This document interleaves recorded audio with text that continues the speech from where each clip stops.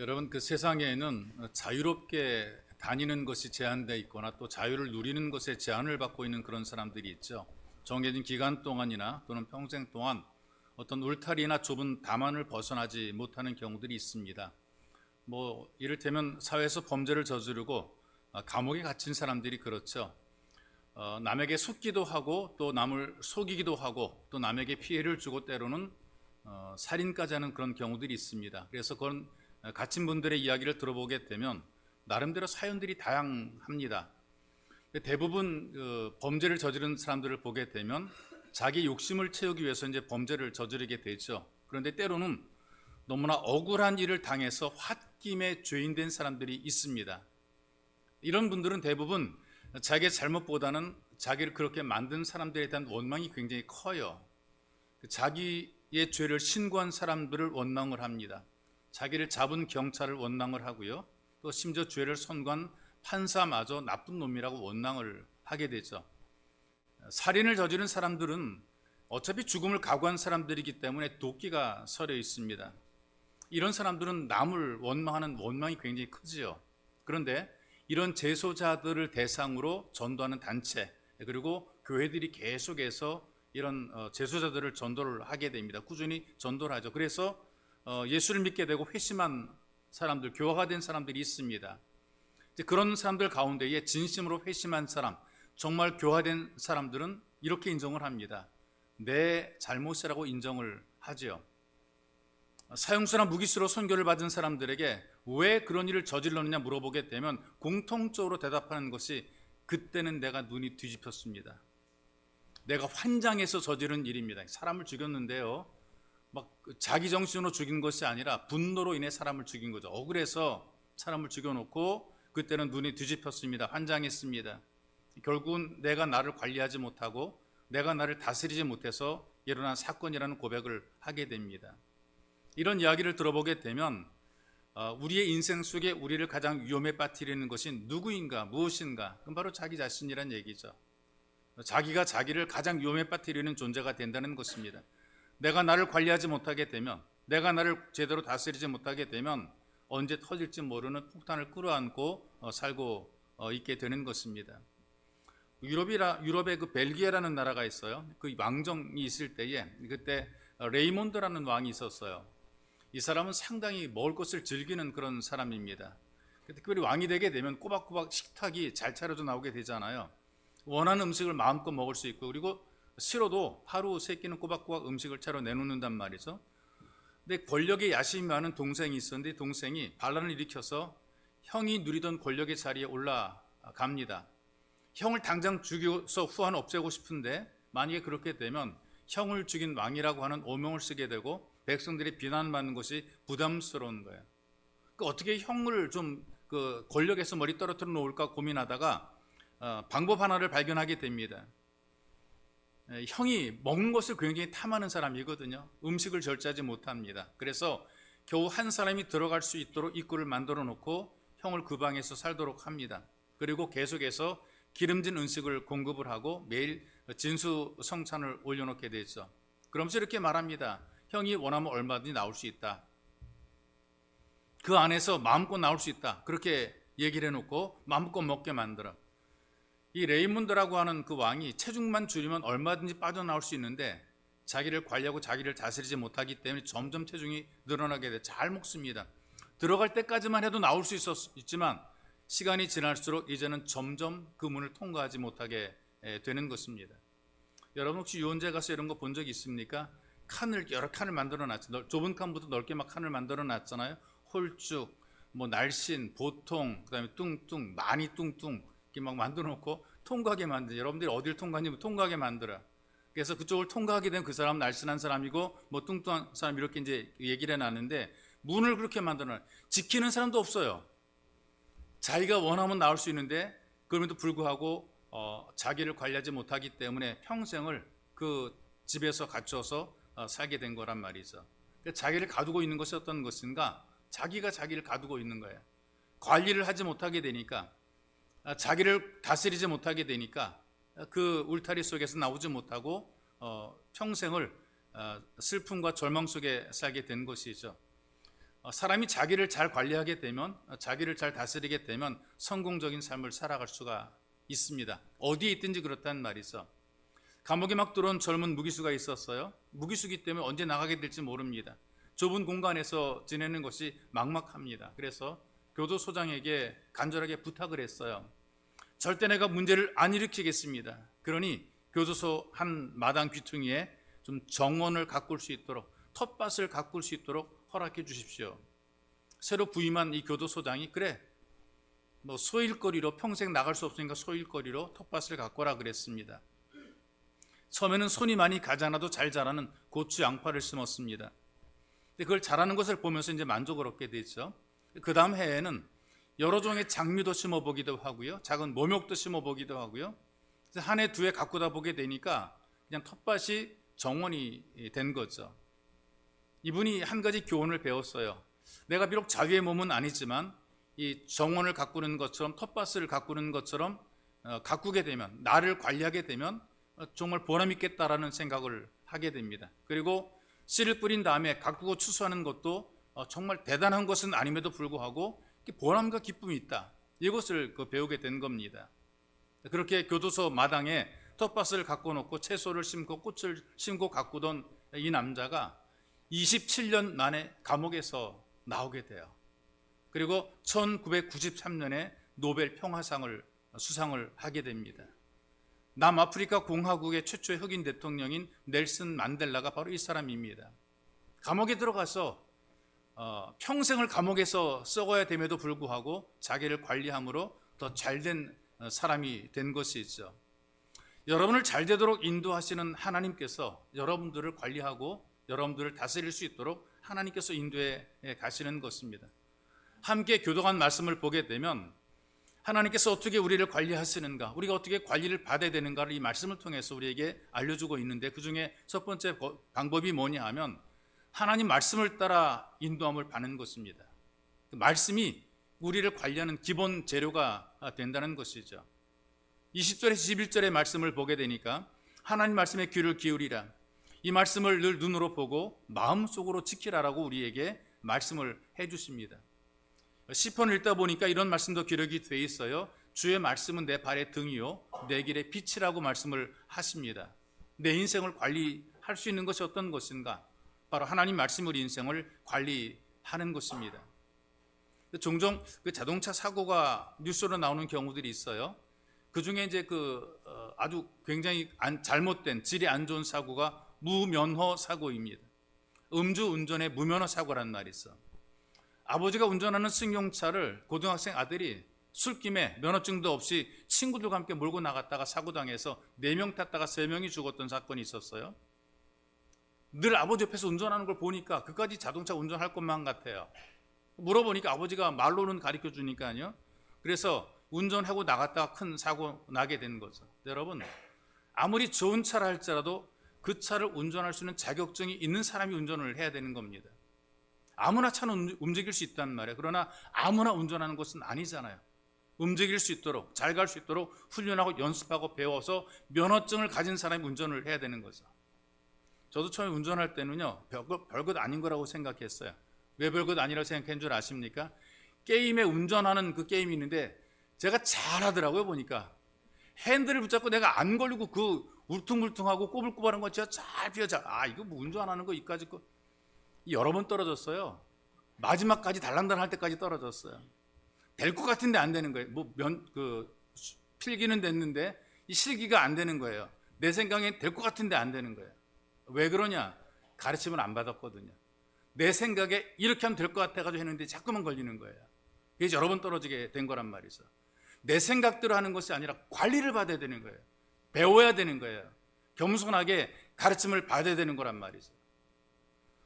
떨어지면 손자 생각했습니다. 꼭 이렇게 시험 안 봐도 나는 직접 운전하면 잘할 거라고.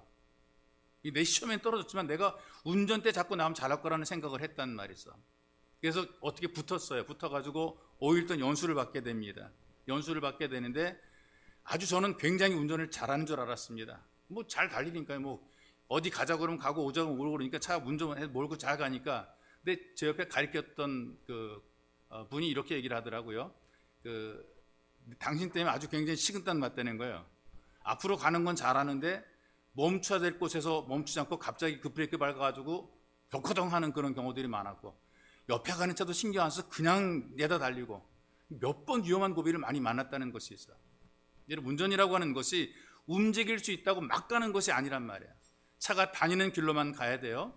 또 멈춰야 될 땐 멈춰야 돼요. 그리고 다른 차들과의 충돌도 피해야 될 거 아니겠습니까? 내 차만 가는 게 아니라 옆으로 수많은 다른 차들이 많이 가고 있다면 그 차들과의 충돌도 피해야 되는 거란 말이죠. 이게 운전이라는 것입니다. 그런데 마음대로 하니까 사고가 나게 되는 것입니다. 여러분들은 평생도록 여러분 자신을 운전하며 살아가야 된다는 말이죠.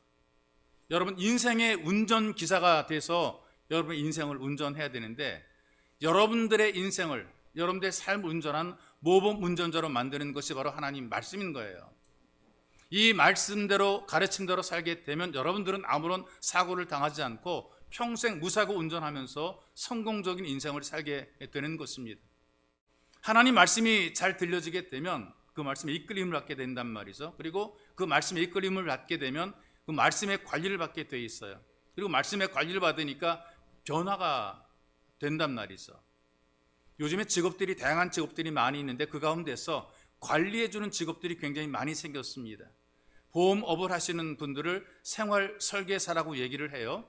어떻게 인생을 살아가서 나중에 죽을 때 어떻게 죽고, 그때 어떻게 돈을 받아내고, 사고를 당했을 때 어떻게 돈을 받아내고, 이 보험 설계사들이 인생을 관리해 주겠다고 얘기를 합니다. 또 그것만 있는 것이 아니라 피부관리사가 있더라고요. 젊고 탱탱한 피부로 관리해 주겠다. 놀이방에서는 아이들을 관리해 주고요, 주차와 대리운전으로 차를 관리하고 때로는 집도 관리해 주는 사람이 있단 말이죠.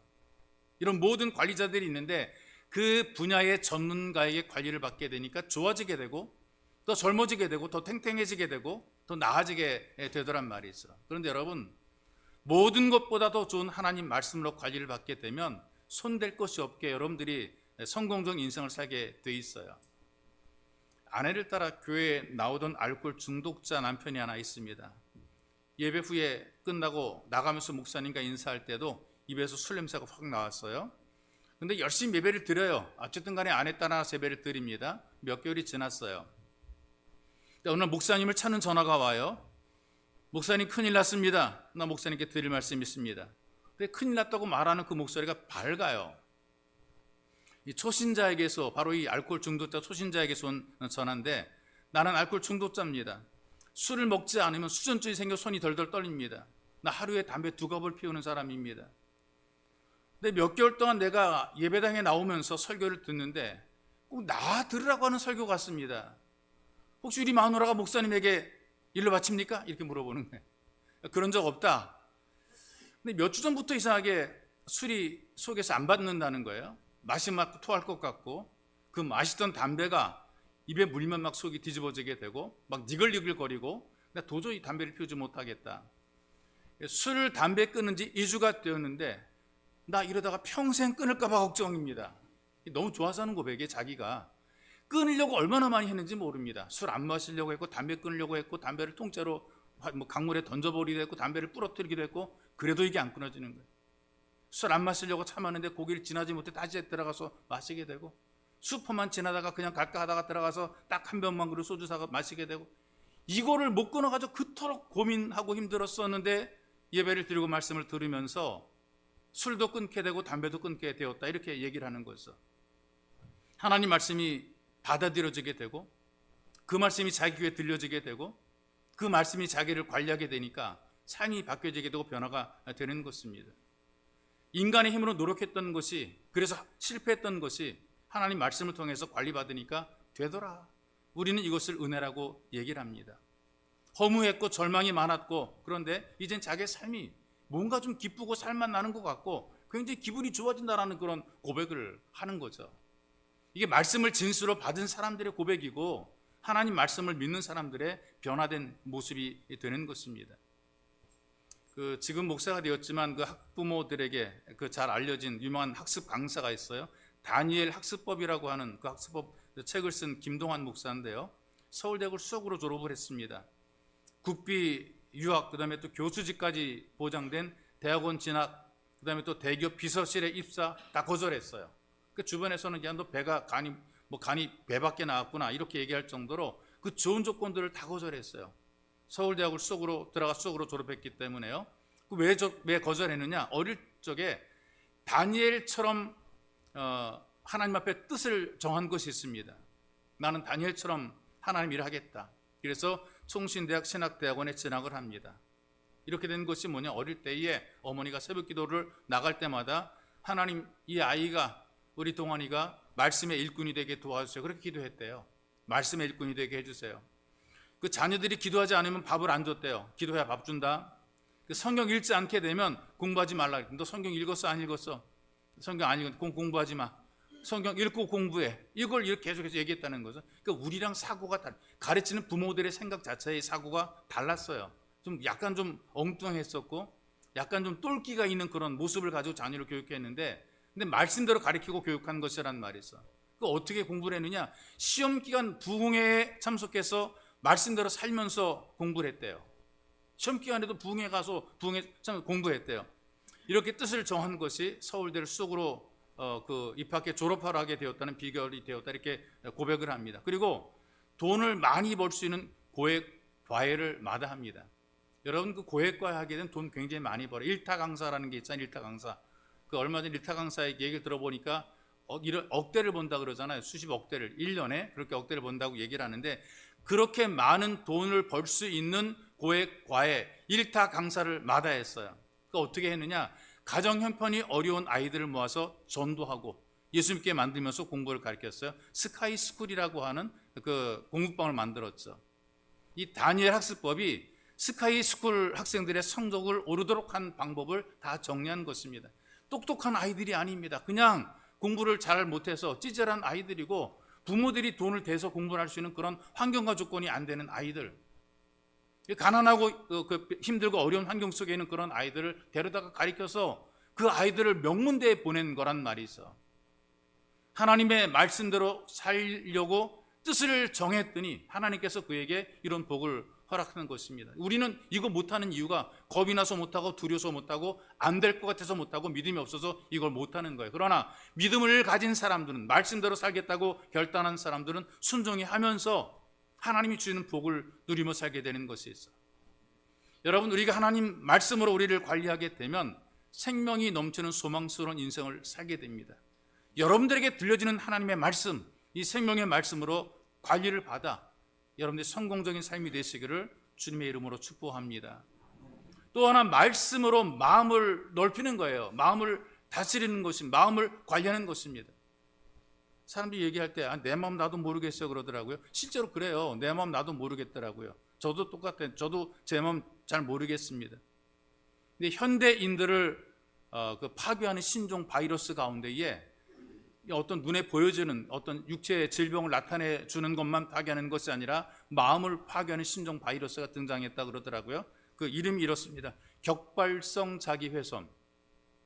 정신적인 심리적인 그런 그 문제를 일으키는 거거든요. 갑자기 자해를 해요. 갑자기 칼로 자기 몸을 긁거나 갑자기 자기를 괴롭힌단 말이죠. 그리고 갑자기 자살을 시도한단 말이에요.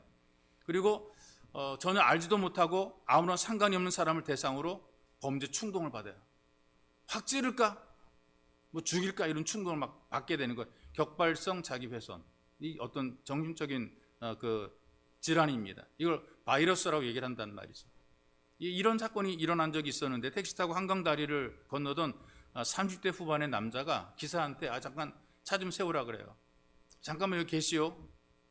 그러더니 내려가지고 갑자기 한강으로 뛰어내리는 거예요. 119에 전화하고 112에 전화해가지고 구해도 결국은 죽게 되는데 이분이 이제 그 조사를 받을 거 아니겠어요? 이걸 이렇게 얘기를 했대요. 그냥 살짝 술 기운만 있었던 남자라고요. 저는 자살할 것 같지 않은 그런 좋은 인상이었대요. 사람이 괜찮은 그런 남자였대요. 그런데 갑자기 마음이 변하는 거예요. 마음 관리가 안 되는 거예요. 갑자기 일을 저지르는 거란 말이죠. 여러분 아무리 대궐 같은 집이라도요. 거기 도둑이 살게 되면 도둑의 본거지잖아요. 초라한 집이거든요. 근데 거기 왕이 머물게 되니까 왕궁이 됩니다. 사람들이 존경해주고 또 존경받으며 명성 있는 그런 사람일지라도 그 마음속에 탐욕이 가득하게 되면 그 사람은 초라한 사람입니다. 존경받을 만한 그런 인물이 되지 못하는 것이란 말이죠. 그런데 이런 걸 다 알고 있음에도 불구하고 마음대로 안 되는 것 또한 사람의 마음인 거죠. 여러분, 우리 마음이 그래요. 나 이러면 안 되는데 그럼에도 불구하고 하게 되죠. 이거 아닌데 그러면서 하게 된단 말이죠. 이거 해야 되는데 라는 그런 마음이 있음에도 불구하고 못하는 거예요. 하지 말아야 될 것은 하고, 그 다음에 해야 될 것은 못하고, 내 마음이 내 마음대로 안 되는 거란 말이에요. 아침에 결심하고도 저녁에는 무너지는 것. 작심삼일이라는 그런 말이 있잖아요. 내 마음이긴 한데 내 마음대로 안 된다라는 것이 사람들의 마음이란 말이죠. 제 마음도 그런 거예요. 처음에 어떤 음식점에 여러분 갈 때에 굉장히 맛있는 음식점이 있잖아요. 그래서 여러분 마음속에 저기 또 와야 되겠다. 한 번 더 와서 내가 먹어야 되겠다. 다음에 올 때는 친구를 데리고 와야지. 가족을 데리고 와야지. 맛있게 먹었으니까. 근데 두 번째 와서 먹으니까 예전에 그 맛이 아닌 거예요. 왜 그러냐? 주인이 바뀐 거예요. 간판은 똑같은 간판이고 그 집도 그 집인데 주인이 바뀌게 되니까 음식 맛도 바뀌어 버린 것이란 말이에요. 사람이 그래요. 똑같은 사람인데 마음속에 어떤 것이 들어있는가, 내 마음속의 주인이 무엇인가, 나를 관리하는 것이 무엇인가, 이거에 따라서 우리 마음이 움직이게 돼 있단 말이죠. 하나님께서 이렇게 말씀하십니다. 우리를 관리하기 위해서, 나를 관리하기 위해서 마음을 지켜라. 마음을 못 지키니까 인격이 무너지게 되고요, 생활도 무너지게 되고 생명도 위협을 받게 돼요. 그러니까 자살하는 사람이 왜 자살하느냐? 마음이 무너지니까 자살하게 되는 거죠. 어떤 사람이 충격을 받고 놀라서 쓰러졌습니다. 피를 검사를 했더니요, 피의 색깔이 흑갈색이래요. 물이 보통 붉잖아요. 흑갈색이랍니다. 맛이 떨떠름한 맛이랍니다.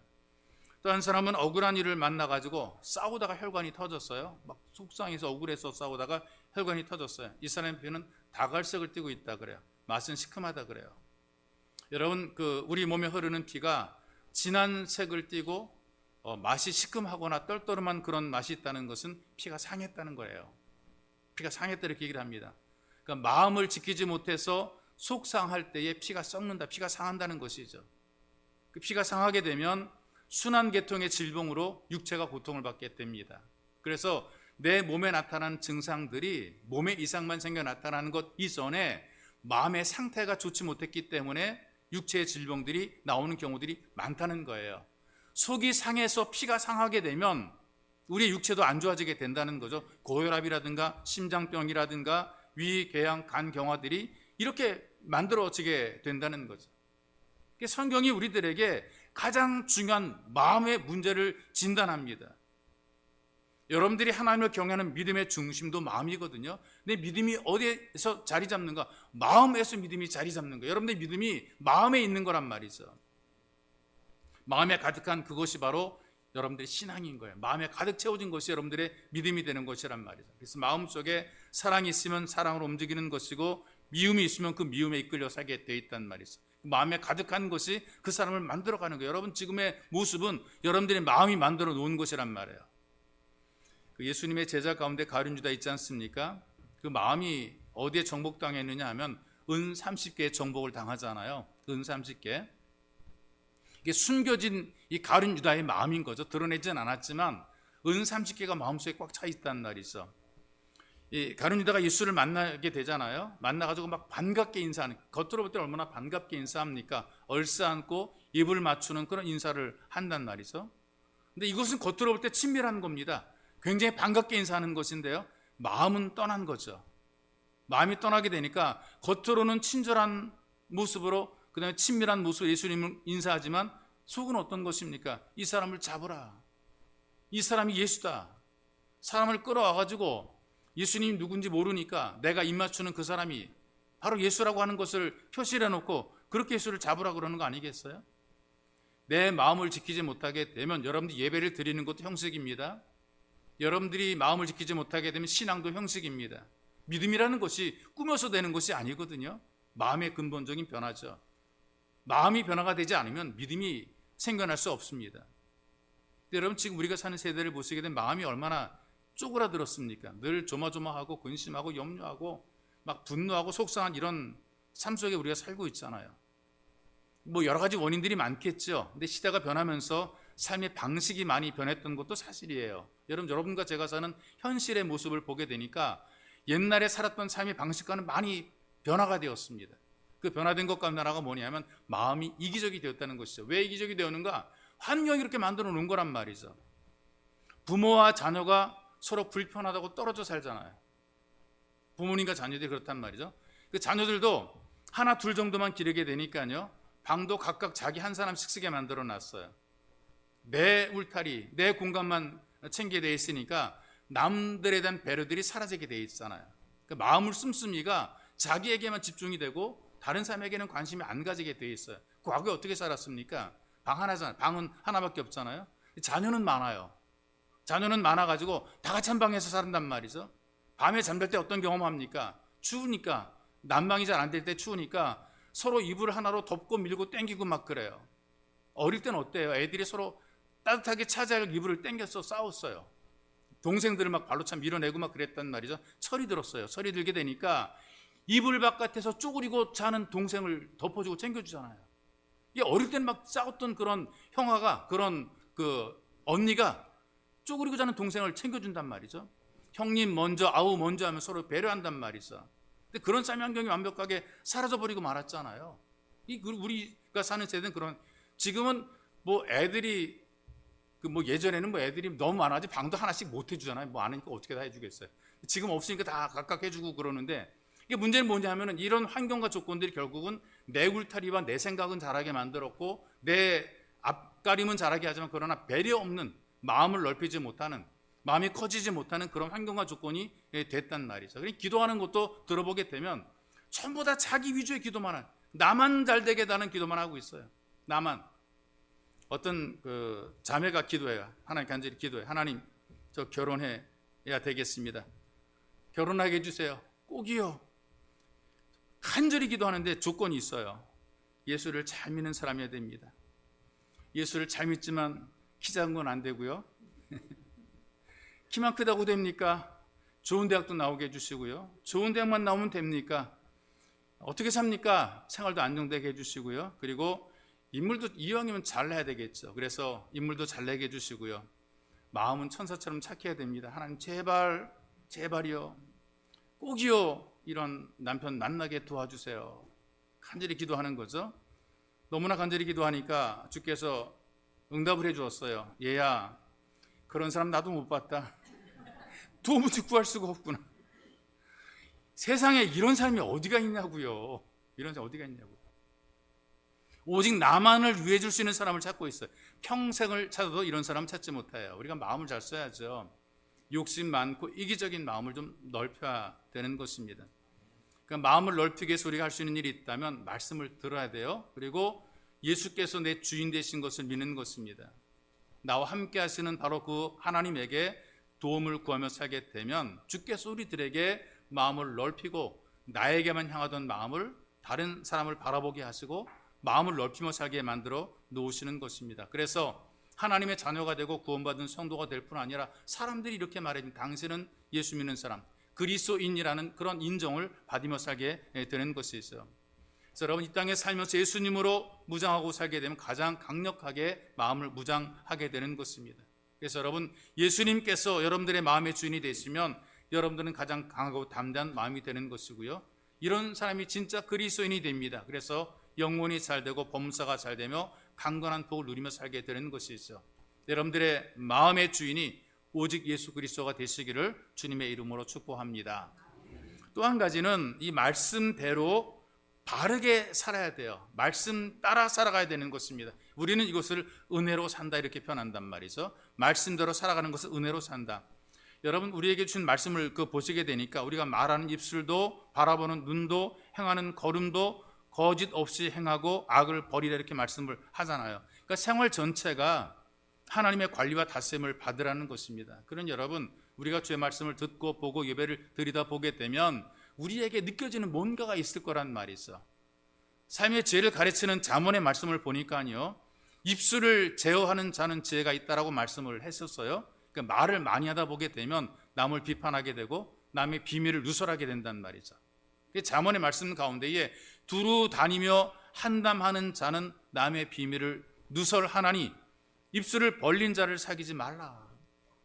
괜히 할 일 없이 이주고저고 다니면서 말을 많이 하다 보게 되면 원하지 않던 남의 말을 하게 되고 남을 비판하게 되고 말해서 안 되는 남의 비밀을 다 터뜨려 버리게 되고 이런 사람과는 사귀지 말라 그랬어요. 그런데 입술을 바르게 하니까 나도 기쁘고 남도 즐겁게 되는 겁니다. 나도 행복하고 남도 기쁘게 만들어요. 그 미국 여성 기업가 가운데에 그 오스틴이라고 하는 여성이 있는데 이렇게 좀 비만한 여성입니다. 근데 이 여성이 속옷을 팔아서 부자가 된 그런 여인이거든요. 우리나라에서 비만하다, 뚱뚱하다 이렇게 얘기를 하게 되는데 여러분 서양인에 비하게 되면 세 발의 피해요. 개인 발의 운동화. 여러분 서양 사람들 뚱뚱한 거는 엄청 우리나라에서 뚱뚱하다 이거 안 돼요. 제대로 뚱뚱한 사람 우리나라에는 지금 없는 거란 말이죠.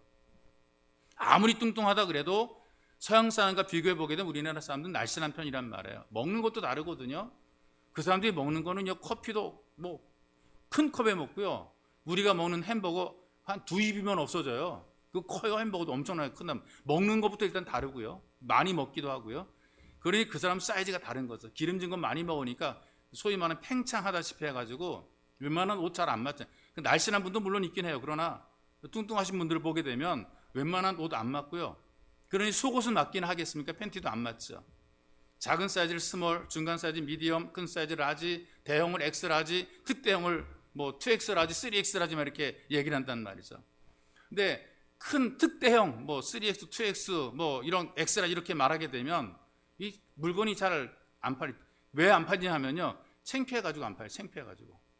여성들이 자기 몸에 대해서 굉장히 신경을 많이 쓴단 말이죠. 많이 쓰는데 좀 날씬한 사람도 자기 뚱뚱하다고 보게 되는데 직원들이 와가지고 당신 이 팬티 입으라고 2X, 3X 이거 입으라고 얘기하게 되면 기분 되게 나쁘잖아요. 나를 뭘로 보고 이거 2X, 3X 권해? 특대형 막 이렇게 얘기를 해. 신형이 나왔어도 특대형이라고 그러면 기분이 나쁜 거죠. 그러니까는 권해도 여성들이 속으로 저거 사고 싶은데 모른 척하고 지나가는 게 살짝 가서 사가지고 가려고 그러지 이거 특대형입니다라고 말하는데 그걸 집을 여성들은 아무도 없단 말이죠. 이걸 보고 이 대표인 오스틴이 자기도 그 비만이란 말이죠. 특대형이란 말 나도 솔직히 좀 기분 나쁘고 자존심 상하니까 그런 말 쓰지 말자. 그래 어떻게 해야 되느냐? 모든 특대형을 퀸즈 사이즈라고 해라. 퀸즈라는 것이 여왕이란 의미가 있단 말이죠. 그래서 여왕의 크기로 바꾸라. 특대형이라는 것을 바꿨어요. 그래서 퀸즈 사이즈라는 것을 걸어놨더니 손님이 퀸즈 사이즈입니다 얘기를 하게 되니까 그때는 눈이 가게 되는 거예요. 특대형이 있습니다 이렇게 얘기할 때는 모른 척하고 지나갔던 사람들도 여기 퀸즈 사이즈 있습니다 그러니까 그래 하고 사게 되는 거란 말이에요. 그래서 부자가 됐다 그런 일화가 있거든요.